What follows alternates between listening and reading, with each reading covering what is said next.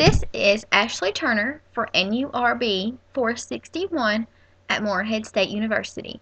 I am doing my second movie review analysis on the 1991 drama The Doctor.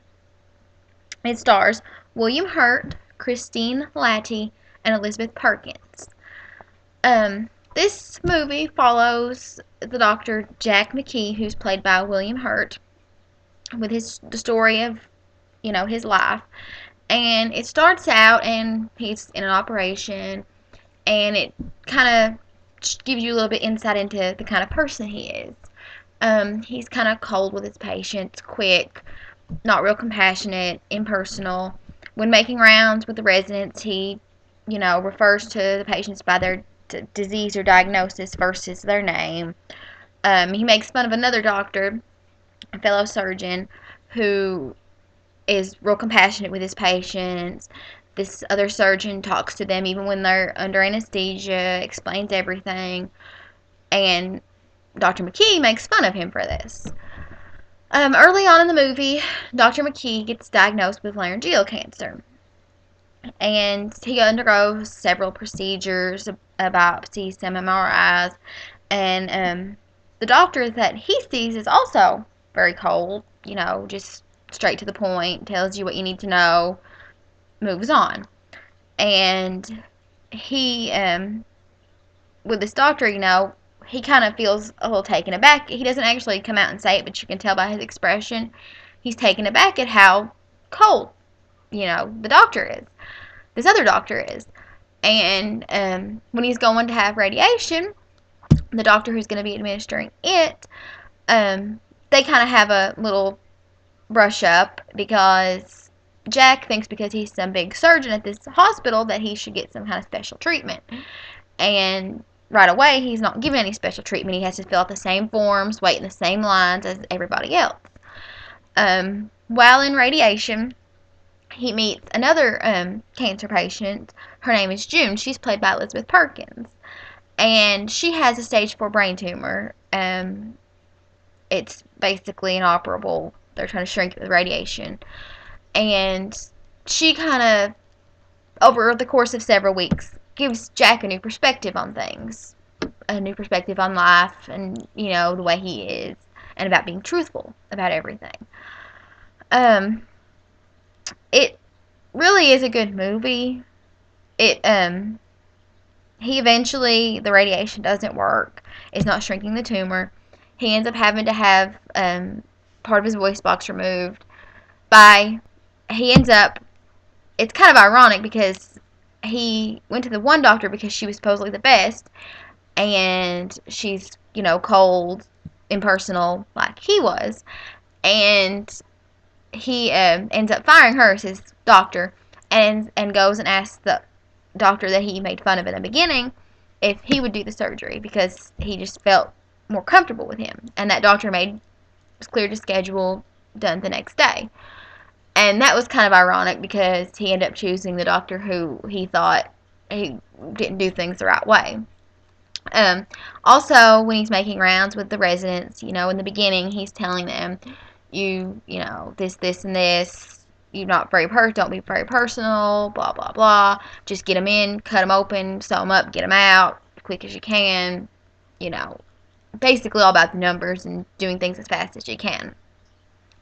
And towards the end of the movie, he changes his tune and even, goes off on one of the residents because the resident refers to the patient by their disease. It says it's a terminal patient. It doesn't refer to the patient by its name. Him and his wife, him having cancer affects all of his relationships throughout the movie, and you kind of see everything play out differently. Him and his wife, who's played by Christina Latty, her name is Anne, they have a kind of strained, distant relationship. I mean, they talk, they get along, they joke, but they're not really close. Towards the end of the movie, they get closer, but he is bad not to tell her things. He doesn't know how to open up to her about things. She finds out about most of his procedures through his secretary. It's, kind of weird to see that kind of play out, too. And then him and his son, I kind of thought it was weird because he set his son down and was just kind of blunt with him, like, I have cancer, we're going to do radiation. And his child didn't look like he was probably 9, maybe 10. So I'm not even sure how much of that he could have fully understood at that age. I mean, he just kind of sprung it on the kid when he was going to school, and the kid rode off on his back. So he really, in the beginning, it seemed like he didn't know how to have relationships with people. And then he had a partner, and who was this other doctor, and they were like best friends. They got along great, and that doctor was being sued for malpractice. And Jack, as he's going through his treatment and he's changing, he ends up looking more into this case that his friend wants him to be a witness for on the stand. And it turns out that that doctor was in the wrong. And Jack tells his friend, I can't do this. I have to tell the truth. I'm not going to testify for you. So him and his partner friend have a falling out. It's really good. In the very end, after he came back, after he had his surgery and he gained his voice back, he came back to the hospital. And after the day's work was done, he gathered up all the intern residents and he brought them all. It looked like it was like some part of the hospital is under renovation. I noticed on the door it said ICU, so I'm not quite sure, but half the letters were gone. But he brought them all in, and he gave them all hospital gowns and told them all to put on these gowns. And after they got done, he told them for the next 72 hours they were going to be patients. And they all had rooms, and they were all assigned a diagnosis or a disease. And he had all these nurses and other hospital staff come in with all these different machines and procedures to run and such. And he told them that they could never be good doctors until they, realized what it was like to be on the other side of things and get all these tests that they would order on their patients.